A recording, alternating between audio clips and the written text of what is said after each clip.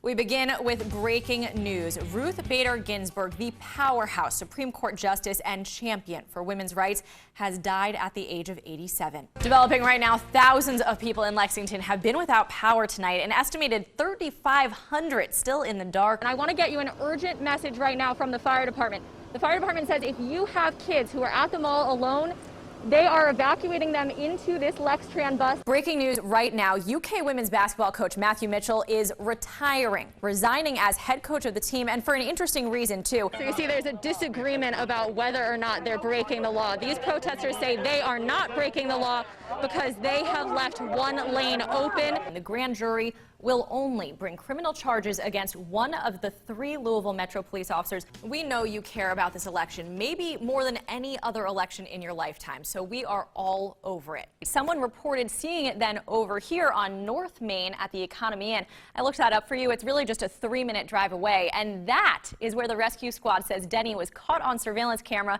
doing donuts in the parking lot. Kid doesn't love bubbles. What adult doesn't love bubbles? Cleaning up the mess is usually the only thing to worry about when kids play in the mud, or in my case, feeding the mud to your younger sister. That was not the case, though, for one New York boy. And she's never forgiven you for that, by the way. She hasn't. Guys, you have to see this video of a very close and scary encounter. A kayaker was enjoying a peaceful journey, but the Secretary of State says high turnout means this was a successful election. I'm curious what you think. Missing one young red panda? Not how our missing person stories normally go, right? That's because it's not a person this time, but a panda missing at the Columbus Zoo. State police want you to deface their cruisers. Yep. Flu, you could also see cough and fever, but not that shortness of breath. Hi. Hi. Like a lot of first grade boys you may know, Will Hilton is a ball of energy. It's a Zoom call. But he's had to contain that energy for school behind a computer. Every day, he and Mom Lori log on. This pyramid has 8 edges. It's just not the same. He misses the social interaction.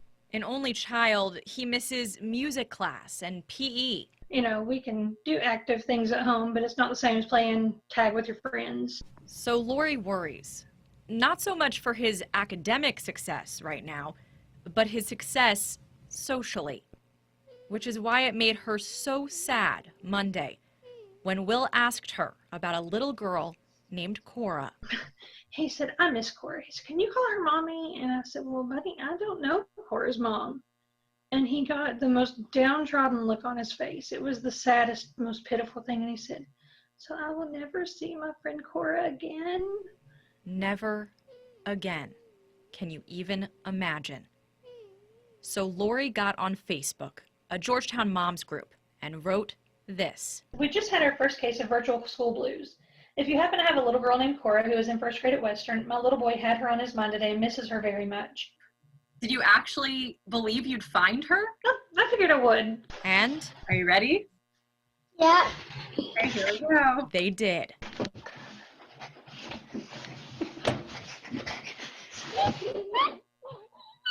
You can say hi. Hi, Cora. Hi, Will. Cora's mom saw Will's mom's Facebook post. I missed you. So on Tuesday, after school, they caught up. You know, on all the important first grade topics. My dog, his name is Teddy, and he's a Boston Terrier. I wrote a letter to Santa, and Santa wrote me a letter back. John. Man. It's an alligator. It's an alligator. The conversation may have been short, but it proves to all of us we will see our friends again. Maybe virtually for now, but one day, if we take care of each other in person. Thank you for seeing me. Bye. Most of us don't want to go to the hospital. So if you do end up here, you probably just want to be helped and healed. You give your doctor private information. They evaluate your condition. Walk sign is on. In your most vulnerable moments, you're probably not thinking about where it'll go. And you almost certainly wouldn't imagine it would end up here. In an email incorrectly addressed to a 23-year-old working in her first journalism job. ABC 36. Recently, a surgeon at UK hospital sent ABC 36 news producer Morgan Henry 2 emails containing detailed information about patients at the hospital. When I saw it, I didn't really know what to do. Morgan graduated from UK's journalism school more than a year ago, but her university email address still transfers messages to her personal account. Even though Morgan has never had anything to do with the hospital, in the emails, morgan.henry@uky.edu shows up in a long list of other UK addresses that includes one with a similar name.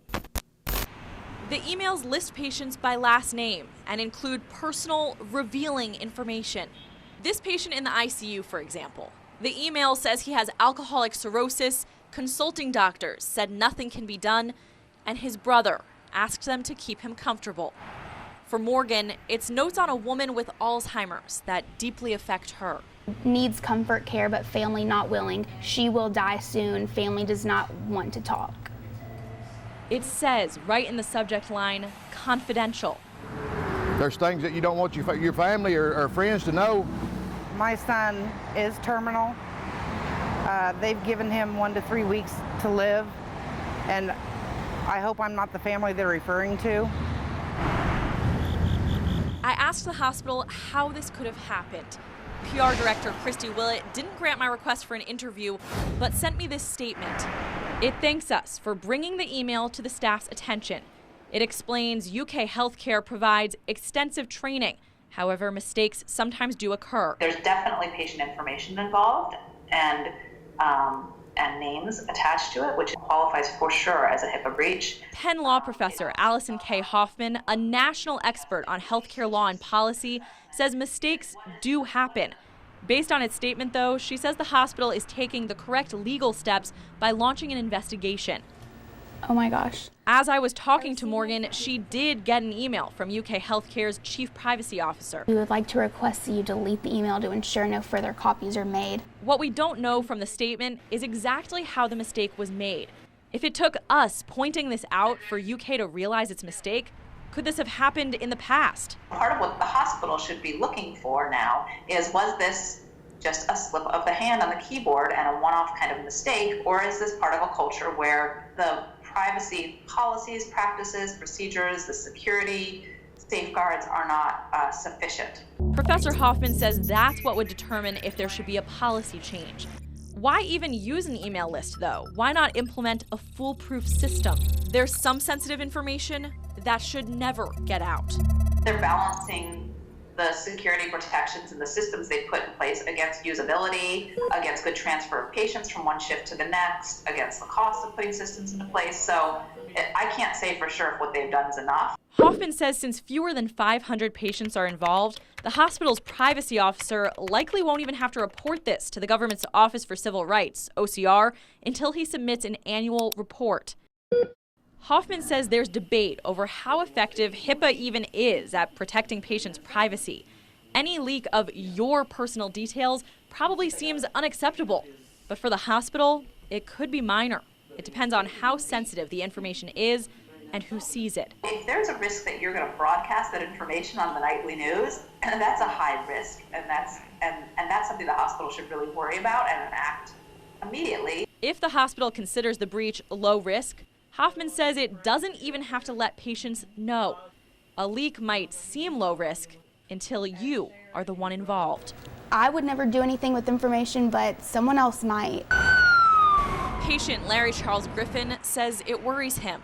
You know, as a carpenter, I always measure twice and cut one time. They should think twice before they even send something out like that, you know. You come to the hospital trusting your family's going to be taken care of in privacy. It would never occur to me that it was not private. In that chaos, a woman was shot and killed during a standoff with law enforcement. Governor Andy Beshear, he's calling the people who stormed the Capitol domestic terrorists. Listen. We wanted to hear from you, so ABC 36's Danielle Seda got your reaction to the chaos on Capitol Hill. Beshear even criticized one bill, calling it unconstitutional. ABC 36 political analyst Dr. Stephen Voss says it's normal for new bills to be deemed unlawful, especially now with such a polarized government. A terrifying new record number of coronavirus cases in Kentucky. We're going to break it down. New information in an overnight shooting in Scott County. A shocking number of new coronavirus cases in Kentucky. According to Governor Andy Beshear, there were 5,742 new cases reported today. In your Nation View now, ABC News is projecting both Democratic Senate contenders in Georgia have won last night's Senate runoff races in that state. The goal is to administer 90% of all vaccine doses received in the Commonwealth within 7 days of them arriving. That now could include giving the vaccine to more people in different phases ahead of schedule. A gas station was evacuated today after a gas line leak in Lexington's Hamburg neighborhood. According to the fire department, it happened just before 3:30 at the Meyer gas station on Sir Barton Way near Man-O-War Boulevard. President Trump hosting a rally tonight to support the two incumbent Republicans, and President-elect Joe Biden and Vice President-elect Kamala Harris are showing their support for the Democrats. Still ahead, a big drug bust during a traffic stop in Anderson County, and the suspect says he got the drugs from someone in Lexington. Deputies are searching for a man in Laurel County who's been missing for more than 2 months but was only just reported missing. In Anderson County, crystal meth and other drugs found during a traffic stop in Lawrenceburg Sunday. Police are calling it one of the largest drug busts in department history. Like father, like son, a special swearing-in ceremony for Lexington's new fire chief. With COVID-19 and quarantines, 2020 tested us all. But if you're itching to get out in the new year, when it's safe, of course, we have the 21 best places to travel in 2021. Oh, can you say travel lust? Each one she said I wanted to go and then go to the next one and then the next one. And after a delay, high school basketball tipped off tonight around the state. Highlights from area games coming up in sports. Call it a ring with a whole lot of bling. I'm looking at my own fingers trying to find, but unfortunately no. In our next half hour, find out why one pet food is being pulled from the shelves. It is much quieter right now in Washington, D.C. after a mob of pro-Trump supporters held a violent assault yesterday on the U.S. Capitol.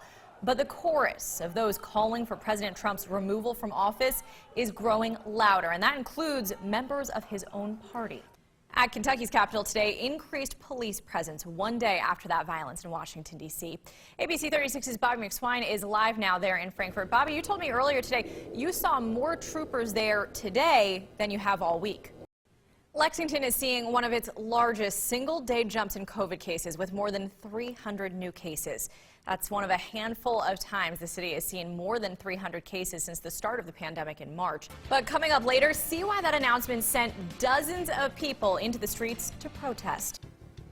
For years, it was just another rock in her garden. But coming up, hear how that rock is about to bring a British woman a whole lot of cash. Shields stepped down from her role as Atlanta's police chief after police shot Rayshard Brooks last year. Jerica Valtierra reports that's why many say they were out last night in Louisville protesting the choice. The 10th-ranked Kentucky women's basketball team is in for another battle tonight. We're previewing their game against 8th-ranked Texas A&M. A woman in England thought this rock in her garden was just that, a rock, until she looked a little closer. Burger King's branding is getting a whopper of a makeover. Why DC in particular? The airline made the announcement Wednesday saying flight attendants have reported, quote, politically motivated aggression toward other passengers and crew. Okay, this is definitely a case of adding insult to injury. Burglars targeted hip-hop mogul Dr. Dre's home as he continues to recover in the hospital. At least we'll see the sun a little bit this weekend, tiny bit. World News Tonight with David Muir is next with the fallout from the deadly riot on Capitol Hill. The massive security breakdown now under investigation. That's coming up.